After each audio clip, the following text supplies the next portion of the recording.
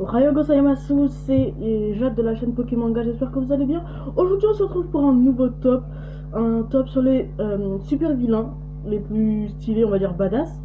Et donc parfois j'aurais pas vraiment de description à leur dire parce que je connais pas tout euh, les super vilains que je vais vous proposer là. Et donc ce n'est pas moi, ce n'est pas seulement moi qui ai choisi ce top. Et donc voilà, intro les gens.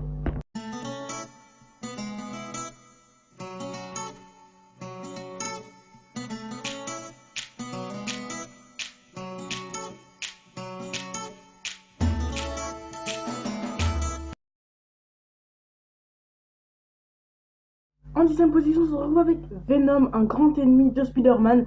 Donc ça commence d'abord avec Harry, qui se fait déjà dans Amazing Spider-Man, Ultimate Spider-Man. On le retrouve déjà possédé à cause de son père, comme il voulait se venger et ne pas être le seul à être muté. Et donc voilà, il a choisi son fils pour devenir une sorte d'assistant, on va dire. Et donc voilà, pas vraiment de choses à dire, il est hyper badass, il fait flipper, regardez-moi cette tête. Si vous voyez ça la nuit, courez. Top 9, on se retrouve avec un ennemi des Avengers, devinez.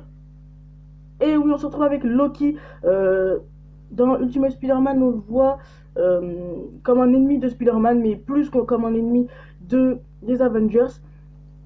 Donc Loki est le frère de Thor, pour ceux qui ne le savent pas. Il a essayé, déjà il a essayé de tuer son propre demi-père, enfin son beau-père, dans le film, le 1 ou le 2, je ne me rappelle plus trop. Et donc voilà, je trouve ce super vilain assez stylé. Je ne prends pas pour trop un super vilain, mais bon, on va se retrouver dans le top 8. Top 8, on se retrouve avec encore un ennemi de Spider-Man, on se retrouve avec Electro. Donc ça commence par Jamie Foxx, alias Jamie Foxx l'acteur, qui est fan de Spider-Man. Et donc avant de continuer, regardez, je pense qu'ils se sont inspirés de ce personnage-là, voilà, celui-là. Donc Electro est un grand fan de Spider-Man et il va avoir une chute et il va se faire mordre par des trucs électriques mutants, enfin bizarres, et voilà. Je ne sais pas trop, et on va se retrouver dans le top 7. Top 7, on se retrouve avec encore un ennemi de Spider-Man, on se retrouve avec Docteur Octopus. D'abord, c'était un savant, puis il s'est fait contrôler par ses tentacules, on va dire. Et je ne connais pas trop l'acteur qui joue ça. On le retrouve dans Spider-Man 1, pour vous remémorer, on le retrouve dans Spider-Man 1, et c'est un grand ennemi de, euh, de Spider-Man. Je pense que c'est un des plus grands ennemis de Spider-Man, j'ai trouvé, parce qu'il est assez badass, surtout en réalité, surtout dans le film.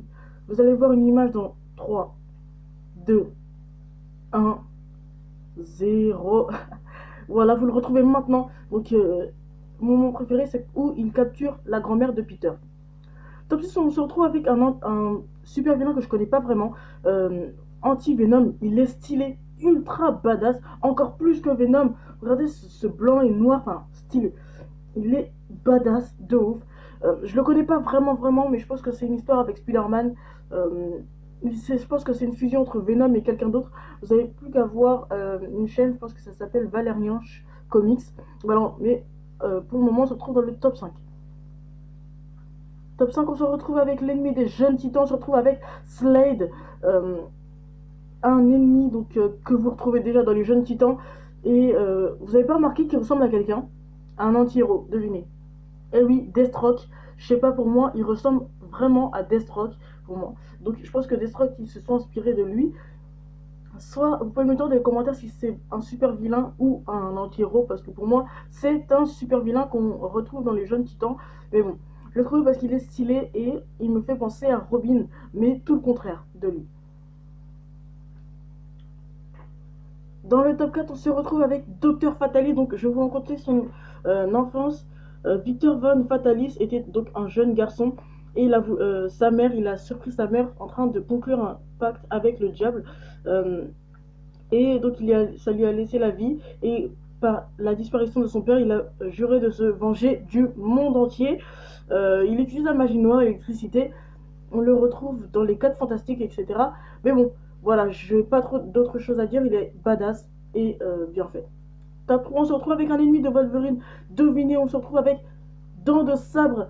Je le trouve musclé, badass. Regarde, en fait, il ressemble à Wolverine, mais en mode sauvage. Même si Wolverine est assez sauvage. Dents de Sabre, on le retrouve dans l'affrontement de Dents de Sabre. J'ai la BD, je vous la présenterai dans une autre vidéo. Mais bon, Dents de Sabre, je connais pas vraiment de choses sur lui, à part qu'il soit fauve. C'est un fauve, un humain fauve, je l'appelle comme ça. Mais voilà, pas vraiment de choses à dire.